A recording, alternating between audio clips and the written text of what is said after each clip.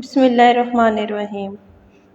حضرت آدم علیہ السلام کے بیٹے قابیل نے اپنے بھائی حابیل کو قتل کر دیا تو اللہ تعالیٰ نے اس کوے کے ذریعے بھائی کی لاش دفنانے کا طریقہ بتایا، جس پر عمل کرتے ہوئے اس نے لاش دفنا دی۔ اب اسے اپنے والد کے غصے کا خوف تھا۔ اس موقع پر شیطان نے قابیل کو گھر سے بھاگ جانے کی ترغیب دی، کیونکہ اسے یہ خوف لاحق تھا کہ اگر قابیل حضرت آدم علیہ السلام کے پاس رہا تو کہیں توبہ اور استغفار کے بعد دوبارہ راہ حق پر نہ آ جائے۔ چنانچہ اس نے قابیل سے کہا، اب تجھے تیرے والد زندہ نہیں چھوڑیں گے، تجھے قتل کر ڈالیں گے، تو یہاں سے بھاگ جا۔ قابیل کو تو پہلے ہی اس بات کا خوف تھا، لہٰذا وہ یمن فرار ہو گیا، جہاں اس نے سکونت اختیار کی اور بعد ازاں اس نے شادیاں بھی کیں، جن سے اولاد کثیر پیدا ہوئی۔ قابیل نے اپنے والد کے دین حق سے بغاوت کر کے پہلے آتش پرستی شروع کی، پھر شیطان نے اسے پتھر سے بت بنانے کا طریقہ سکھا دیا۔ یوں قابیل اور اس کی اولاد نے ایک اللہ کو چھوڑ کر بت پرستی شروع کر دی۔ دنیا میں قتل و غارت، حسد و فساد اور بت پرستی کی بنیاد قابیل ہی نے رکھی۔ حضرت عبداللہ بن مسعود رضی اللہ تعالیٰ عنہ سے روایت ہے کہ حضور نبی کریم صلی اللہ علیہ وآلہ وسلم نے فرمایا، دنیا میں جب بھی کوئی ظلم سے قتل ہوتا ہے تو اس کا ایک گناہ حضرت آدم علیہ السلام کے بیٹے قابیل کی گردن پر ضرور ہوتا ہے، اس لیے کہ یہ وہ شخص ہے جس نے ظالمانہ قتل کی ابتدا کی اور یہ ناپاک طریقہ جاری کیا۔ حضرت آدم علیہ السلام کو جب بیٹے کے قتل کی خبر ملی تو وہ بہت ہی غمزدہ ہو گئے، کیونکہ حابیل نہایت سعادت مند، فرما بردار، نیک اور شائستہ نوجوان تھا۔ اس کے انہی اوصاف حمیدہ کی بنا پر حضرت آدم علیہ السلام کو امید تھی کہ وہ اللہ کے دین کو آگے بڑھانے میں ان کا معاون اور مددگار ثابت ہوگا۔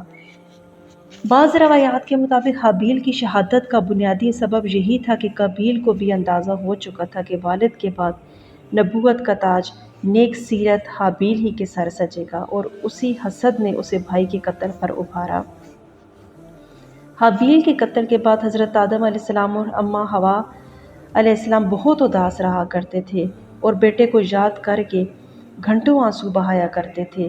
حضرت آدم علیہ السلام اللہ تعالیٰ سے دعا کرتے تھے، یا اللہ مجھے ایسی اولاد عطا فرما جو تیرے دین کو دنیا میں پھیلانے میں میری معاون اور مددگار ہو، اور میرے بعد بھی تیرے پیغام کو دنیا میں عام کرے، میری صحیح جانشین ہو اور دنیا میں تیری وحدانیت کی علم بردار ہو۔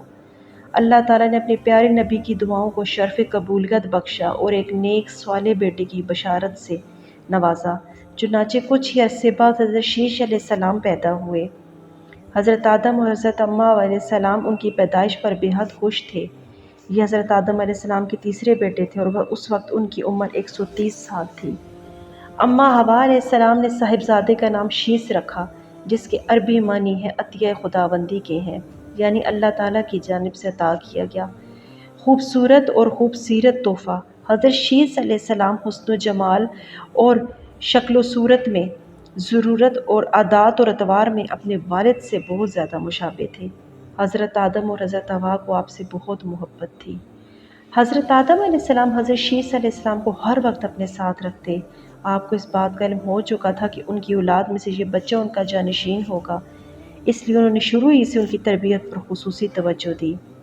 آپ علیہ السلام حضرت شیس علیہ السلام کو جنت کا احوال سناتے، اچھے اور برے کی پہچان کرواتے۔ جو حضرت شیس علیہ السلام بڑے ہوتے گئے، ان کی پوشیدہ صلاحیتیں اور والدین کی تعلیم و تربیت اپنا رنگ دکھانے لگی۔ جب حضرت آدم علیہ السلام کی وفات کا وقت قریب آیا تو انہوں نے حضرت شیس علیہ السلام کو اپنا خلیفہ اور جانشین نامزد کیا۔ 960 برس کی عمر میں حضرت آدم علیہ السلام نے وفات پائی۔ حضرت شیس علیہ السلام نے حضرت جبرائیل امین کے بتائے ہوئے طریقے کے مطابق والد محترم حضرت آدم علیہ السلام کی تدفین کی۔ اللہ رب العزت نے حضرت شیس علیہ السلام کو نبوت کے عظیم منصب پر فائز فرمایا اور اولاد کثیر سے نوازا۔ پھر یہ کہ ان کی اولاد نہایت فرما بردار اور نیک بھی تھی، جو اپنے والد کے ساتھ تبلیغ دین کے کاموں میں مصروف رہتے تھے۔ روایت میں ہے کہ اللہ تعالیٰ نے اپنے پیغمبروں پر 100 صحیفے نازل کیے اور 4 کتابیں۔ ان 100 صحیفوں میں سے 50 صحیفے حضرت شیس علیہ السلام پر نازل ہوئے۔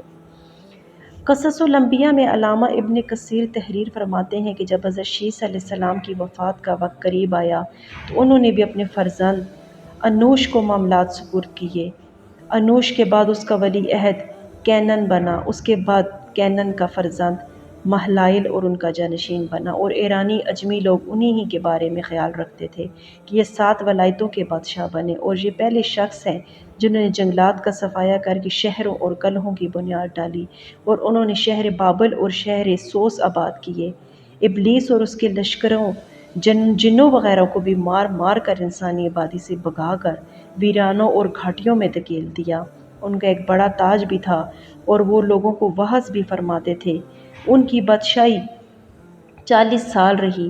جب وفات کا وقت قریب آیا تو انہوں نے اپنے فرزند اخنوخ کو اپنا جانشین مقرر کیا اور انہیں مختلف کاموں کی انجام دہی کے حوالے سے وصیت کی۔ مشہور اقوال کے مطابق یہی اخنوخ حضرت ادریب علیہ السلام تھے جنہیں حضرت شیس علیہ السلام کے بعد اللہ نے نبوت سے سرفراز فرمایا۔ حضرت شیس علیہ السلام کی وفات 912 برس کی عمر میں ہوئی اور ان سے منسوب مزارات 3 مختلف مقامات غزہ، عراق کے شہر موصل اور ایودھیا بھارت میں ہیں۔ ان تینوں میں سے کس میں حضرت شیس علیہ السلام مدفون ہے یہ اللہ تعالیٰ ہی بہتر جانتا ہے۔ موصل میں قائم مزار کو حالیہ عراقی جنگ کے دوران شدید نقصان پہنچا۔